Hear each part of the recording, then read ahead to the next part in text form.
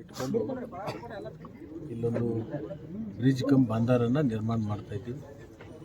ಈ bridge come ಬಾಂದಾರ ಅದರ ಜೊತೆಗೆ ಸೋಪಾನ ಕಟ್ಟಿ ಮಾಡ್ತೀವಿ. ನೀರು ನಿಂತ ಮೇಲೆ ಊರಿನ ಜನರಿಗೆ ಇಲ್ಲಿ ಅರಿವೆ ತೊಳಿಲಿಕ್ಕೆ ಮತ್ತು ಅದರ ಉಪಯೋಗ ಮಾಡ್ಕೊಳ್ಳಿಕ್ಕೂ ಕೂಡ ಅದರದ್ದು ಅನುಕೂಲ ಆಗಲಿ ಅಂಥೇಳಿ ಇದನ್ನು ಇವತ್ತು ಶಿಲಾನ್ಯಾಸವನ್ನು ಮಾಡಿದ್ದೀವಿ.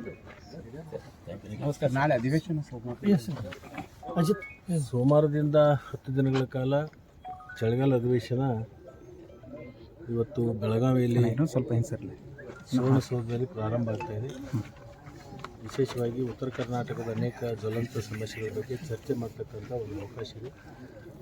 ಈ ಅವಕಾಶವನ್ನು ನಾವೆಲ್ಲರೂ ಕೂಡ ಬಳಸ್ಕೊಂಡು ಉತ್ತರ ಕರ್ನಾಟಕದಲ್ಲಿ ವಿಶೇಷವಾಗಿ ಕೃಷ್ಣಾ ಮೇಲ್ದಂಡೆ ಯೋಜನೆ ಇರ್ಬೋದು ಮತ್ತು ಕೃಷ್ಣಾ ಮೇಲ್ದಂಡೆ ಯೋಜನೆಯಲ್ಲಿ ಒಳಪಟ್ಟಿರ್ತಕ್ಕಂಥ ಅನೇಕ ರೈತರಿಗೆ ಏನೋ ಜಮೀನಿಗೆ ಪರಿಹಾರ ಕೊಡ್ತಕ್ಕಂಥ ವಿಚಾರ ಕೂಡ ಇಲ್ಲಿ ಚರ್ಚೆ ಬರುತ್ತೆ.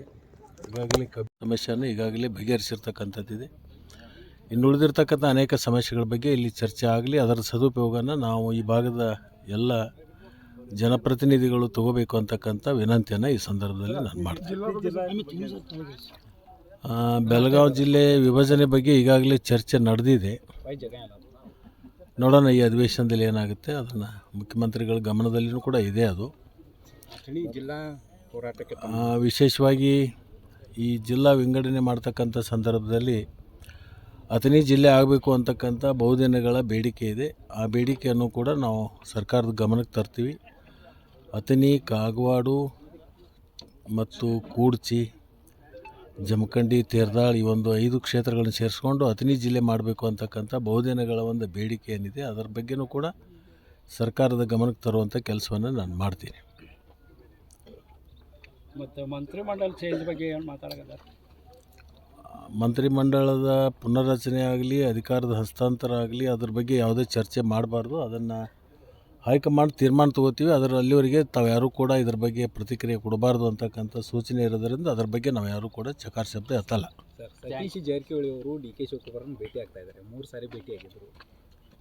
ರಾಜಕೀಯವಾಗಿ ಇಬ್ಬರು ಬದ್ಧ ವೈರಿಗಳು. ನೀವು ಯಾವ ದೃಷ್ಟಿಯನ್ನು ನೋಡ್ತೀರಿ ಅಂತ?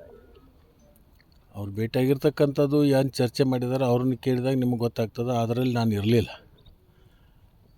ಯಾವ ಸಂದರ್ಭದಲ್ಲಿ ಏನೇನು ಚರ್ಚೆ ಮಾಡಿದ್ದಾರೆ ಅದರ ಬಗ್ಗೆ ನನಗೆ ಮಾಹಿತಿನೂ ಇಲ್ಲ. ಅದ್ರ ಬಗ್ಗೆ ನಾನೇನು ಚರ್ಚೆ ಮಾಡಲಿಕ್ಕೆ ಹೋಗಲ್ಲ. ಅಂದರೆ ಡಿ ಕೆ ಶಿವಕುಮಾರ್ ಮುಂದಿನ ಮುಖ್ಯಮಂತ್ರಿ ಎಂಬ ಚರ್ಚೆ ನಡುವೆ ಭೇಟಿಯಾಗಿದ್ದು ತೀವ್ರ ಕುತೂಹಲಕ್ಕೆ ಕಾರಣ ಆಗಿದೆ.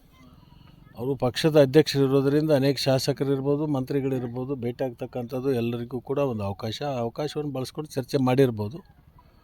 ಪಕ್ಷದ ಅಧ್ಯಕ್ಷರು ಭೇಟಿ ಆಗಲಿಕ್ಕೆ, ಮುಖ್ಯಮಂತ್ರಿಗಳು ಭೇಟಿ ಆಗಲಿಕ್ಕೆ ಯಾವುದೇ ಥರದ ನಿರ್ಬಂಧನೆಗಳು ಇರೋದಿಲ್ಲ. ಅದಕ್ಕೆ ಭೇಟಿ ಆಗ್ತಕ್ಕಂಥದ್ದು ಆಗಿರ್ತಾರೆ, ನಾವು ಭೇಟಿ ಆಗ್ತೀವಿ. ಅದೇನು ದೊಡ್ಡ ವಿಷಯ ಅಲ್ಲ. ಸತೀಶ್ ಜಾರಕಿಹೊಳಿ ಅವರು KPCC ಅಧ್ಯಕ್ಷಕ್ಕೆ ಏನೋ ಡಿಮ್ಯಾಂಡ್ ಮಾಡಿದ್ದಾರೆ ಎಂಬ ಮಾತು.